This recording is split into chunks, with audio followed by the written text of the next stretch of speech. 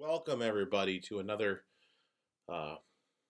another version or another episode of Ask a Priest here at Redeemer. Ask a Priest is a fun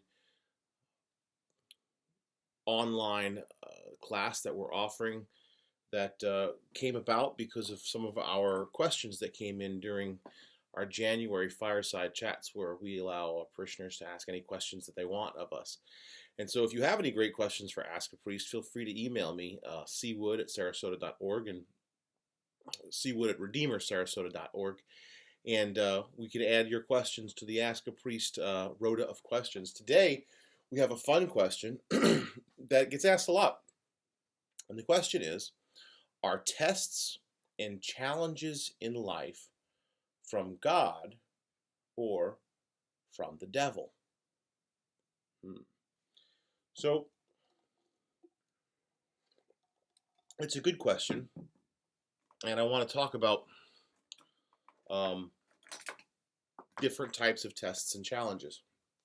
So, on a daily basis, maybe depending on the type of person, on a minute by minute basis, we have temptations to do things that are wrong, for lack of a better term. We have temptations to steal. We have temptations to um, jaywalk and not use the crosswalks, which I don't suggest doing that in Sarasota. It's very dangerous to not use crosswalks in Sarasota with some of the drivers we have down here, especially those who are on vacation who aren't looking on the road as they're driving.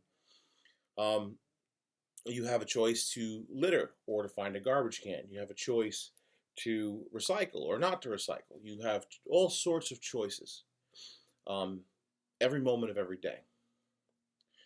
And so sometimes those choices are the wrong choice to make. And that is a challenge for each of us every single day, because we all fall short of the glory of God. All of us are sinful people. All of us make mistakes. So, are the challenges that we face that are specific to temptation from God or from the devil? Well, if we look back at that first temptation of humans, Adam and Eve, the story of Adam and Eve in Genesis, you see that the temptation indeed came from the supernatural being, the serpent, the devil, as he tries to convince Adam and Eve that it would be fine for them to eat of the tree of the knowledge of good and evil. Each of us are infected with the infection that serpent put on Adam and Eve. We call that original sin. We're all born with that infection. We all have, none of us have the ability to be a sinless human being. We all sin. So that first temptation comes from what the story calls the serpent, or what we call, and what's called in the story, the devil. And so you have a definite temptation to do wrong from the devil. So those temptations live in us. They're part of us. They're part of our being. They're part of our flesh. They're part of our animal instincts in a lot of ways. And so, yeah, those challenges, the challenges of temptation to do what we know we should not do, the challenge of the temptation to do things that we're going to do and maybe even enjoy doing while we're doing, but later on feel ashamed that we did it. Those temptations are of the devil. They are of our flesh. They are, unfortunately, natural to us. And there will be a time when those temptations will no longer exist in our lives, and that time is the second coming and the Jesus' return to obliterate evil. Okay.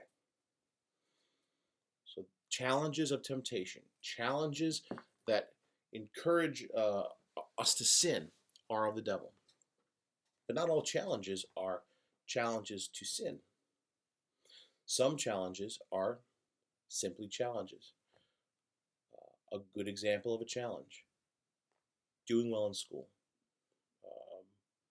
doing good work at your job, setting out to accomplish something, building a building like the new one that I'm sitting in right now. Those are challenges. Often, God puts ideas in our lives uh, that turn into challenges. Things like creating a food pantry. Resurrection House is a great example of a challenge that Redeemer helped to take on and to tackle to help combat homelessness. Day for Hope coming up soon, a challenge. And so when we have challenges that um, encourage us to do something great for the glory of God, do something great for the glory of God, not for our own glory, but for the glory of God, then those challenges are of God. So, how do you know when a challenge is from God or if a challenge is from Satan? It's very simple. The best way to know is if what you are setting out to accomplish you would like to give to God as an offering of your life and of your labor, would you think God would accept it, and would you be proud to offer it to God? That's the really important question. So if you think God would accept your offering and you think you'd be proud to offer what you're offering to God through this challenge, it's a challenge from God. If not, then it's not. Now, we have a third form of challenge. Challenges that are of the natural order. Great examples of this. And a great question you hear all the time. Why do good things happen to bad people? Why do children get cancer? Why do people who are very young get cancer? Why did coronavirus come about and cause all the effects that it has and all the sickness it has? Why did my grandma get pneumonia suddenly, but I didn't see it coming and no one saw it coming and she wasn't exposed to it? That's something that in Christian philosophy and theology is called natural evil. Hurricanes, earthquakes, tornadoes, disease. It's a natural evil that comes with life, that comes with the created order of the world, and that comes out of the fall. In specifically in Christian philosophy, that comes out of the fall. That had humans not sinned, then death may not have entered the world for us. I don't know about that. What I do know is that there's a natural order to our world, and in that natural order, things like hurricanes and tornadoes and sickness exist and happen. And so those challenges are of the natural order. They are not intended to be a challenge from God for a reason. But we can receive natural challenges and allow God to take over, or we can allow Satan to take over. A natural challenge, like a loved one getting sick, or I'll use a loved one getting sick first. We can turn to God, we can pray, we can turn to the church and ask for help and for the prayers of all the faithful believers. And we can tell and acknowledge that this is out of our control. And if the person who we love who is sick is to unfortunately give in to that illness, then they're better off being with God than they would have been in this world anyway. And while our pain will be immense in that situation, it is our duty to love God and give thanks to God for the time that we had with that person who we lost. Another example, a little bit of an easier one. A hurricane hits. Well, you have choices to make, right? You can loot and steal. You can help and save. You can acknowledge the danger and take your family and run. You could dismiss the danger, take and stay, put your family in danger. There's all sorts of decisions that we can make when we're faced with a natural challenge like a hurricane.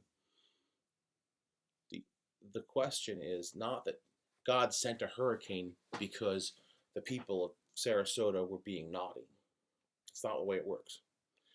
The fact is, there's a natural order, and hurricanes happen, and sometimes they're going to hit places. And when they do, the church's response, the Christian's response, is to love neighbor as self, is to go out and help and do all you can um, to be there for your fellow man in the name of God, and then offer that sacrifice up to God as a rich sacrifice. So, where are challenges from? They're from all over the place. But every single one of those challenges can be met by making that challenge a rich offering to God. Hope you guys had a great night today. Talk to you soon. Bye.